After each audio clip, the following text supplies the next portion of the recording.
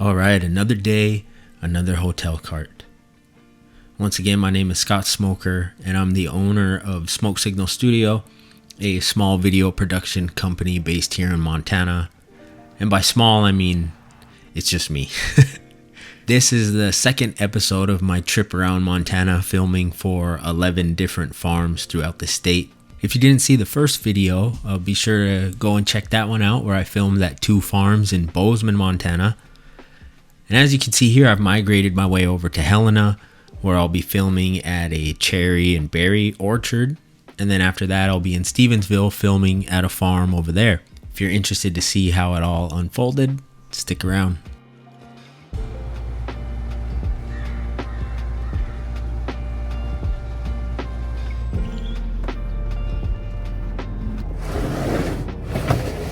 First things first, 9 a.m. we get to the property. I want to get my drone up in the air. A couple reasons why I did the drone first. One, it's earlier in the day. The higher the sun gets in the sky, I feel like the less nice the footage looks. So obviously it would have been better to do it, early in the morning or in the evening. But because of time constraints, we didn't have that luxury. So I wanted to get the drone up while the sun wasn't too high in the sky. And if you'll notice on a lot of these, all of these drone shots, they're not very high in the sky. And that's because I was only allowed to fly 50 feet above ground level. Before we started this project, I knew the addresses of all the places that we were going. And so I plugged those addresses into the Aloft app because I do have my Part 107 remote pilot license to fly drones. And you have to get approval before you fly in certain airspaces. And the one in Helena, most of the places we went, I didn't need approval because we were outside of, we weren't near any airport, so I didn't need authorization from the FAA. But in Helena, I did, because there's a couple military bases nearby, the airport was close by. So about a week before we started the project, I put in a request to fly higher than 50 feet. And for some reason it got denied. So, and I put in the request like 7 days before. So I think one of the reasons why it might have gotten denied was because the time that I put, because I didn't know when exactly I was going to fly the drone. I knew we were going to be on site for, 3 to 4 hours. So I just put that time frame in there, and maybe that was too wide of a time frame for the FAA, so it got denied. But so I just stuck to 50 feet. That's why the drone shots are a little low there. All right, so here I am, prepping my camera and the audio equipment, my mics. Kind of leads me to my second reason why we do the drone first, is it gives us a chance to introduce ourselves to the person that we're going to be interviewing, get a chance to visit with them a little bit. Because the last thing that I want to do as a video producer is show up on site and stick a camera in someone's face without even really meeting them or getting to know them. That's why we made the conscious decision to kind of do the interviews last, because we wanted to get the subject comfortable, by being able to talk to them. What I would do is I would mic them up, and then we would have them give us a tour of their operation. And it was kind of practice for when we did the sit-down interview. They could go around, show us different things about their property, about what they do, how they grow certain things. And so it really is like a practice run for the interview.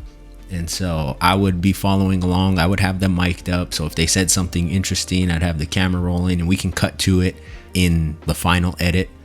And then I would kind of wander off for a few minutes and go capture some B-roll of some different things on the property. Here I was trying to get close-ups of some of the berries and the cherries and whatnot. And I had to taste test. Don't worry, she said we could. She let us try them, and they were really good. And those right there, I believe, are called Haskaps, and they are super delicious. I guess they're really healthy for you too. They got way more antioxidants than blueberries. And they're so good. It's hot.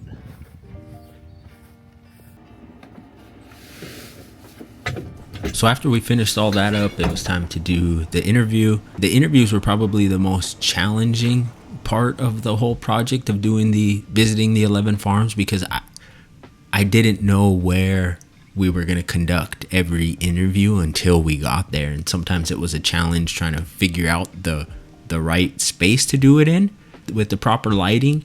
But overall, I think I did a pretty good job of making sure every interview looked nice.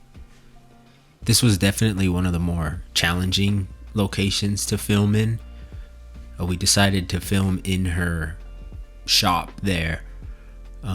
But the best looking background was probably towards her property there in the back. So I needed to expose for the outside there, but also make sure she was lighted properly. And the Amaran 100D, the light that I have, it did a decent job of lighting her. I wish I had a little bit stronger of a light. So that, those were kind of the challenges I faced with the interviews. Some of them, especially the next one, as you'll see, it was outside, and that can make things pretty difficult in terms of exposing for skin tones without blowing out the highlights in the sky. And then before we started the interview, for some reason my Atomos Ninja monitor bricked itself. I turned it off and turned it back on, and it still gave me that same error message. So luckily I had another monitor that I could use, and I guess that speaks to having redundancy in your gear. Having two cameras, two monitors, just in case something goes wrong. Two forms of audio when you're interviewing. I went to sit down to edit one of the projects, and for some reason one of the lav mics didn't work during the interview. So thankfully I had the shotgun mic over and was able to use that.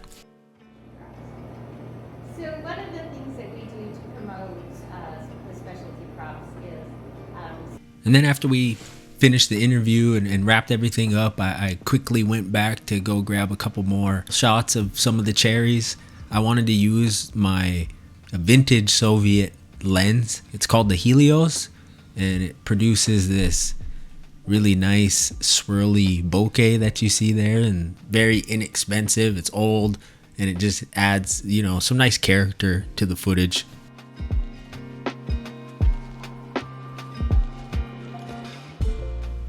And that was it for that day. I drove into Helena, got a quick bite to eat, and then hit the road went towards Missoula. I was filming the next day south of Missoula in Stevensville. I stayed over in Hamilton with one of my good friends. It was nice to not have to sleep in a hotel. I got a nice home cooked meal. Thank you, Stuber. Appreciate it. And then that was it for that day. The next morning, filming in Stevensville at a CSA. And what a CSA is it stands for Community Supported Agriculture. And so what they do is they grow enough crops, and usually through like a subscription service, people will subscribe to getting vegetables sometimes delivered to them. I don't know how often it is, every couple weeks, every month, but that's kind of the purpose of the CSA, is they get people through a subscription service, and they grow tons. In here at this particular one, they grew tons of crops, and they were able to provide vegetables to people that subscribe to them. Same thing. I won't bore you with the detail again. I flew the drone, and then after that we went and mic'd up the two subjects, and they showed us their operation, got some B-roll along the way, and got footage that we can cut to in the interview of them out in the field.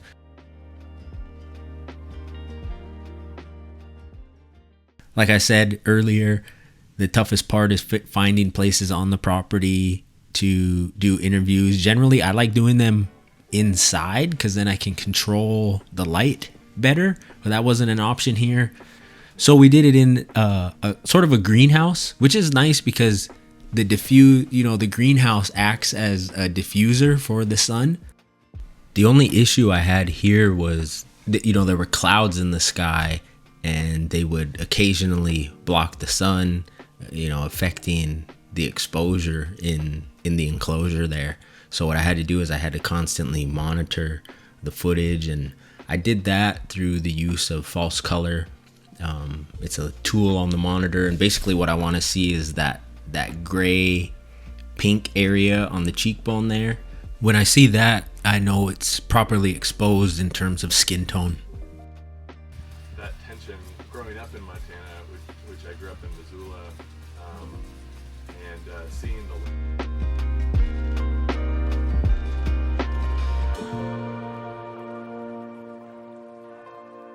I think I may do a proper video on my setup with the FX6.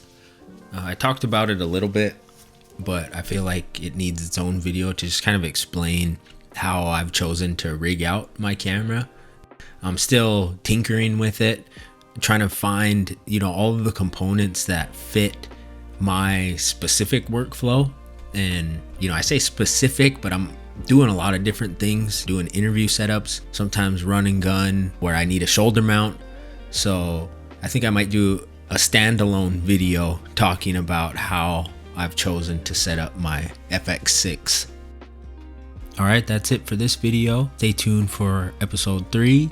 If you made it this far, thank you for watching, and I'll see you in the next one. Peace.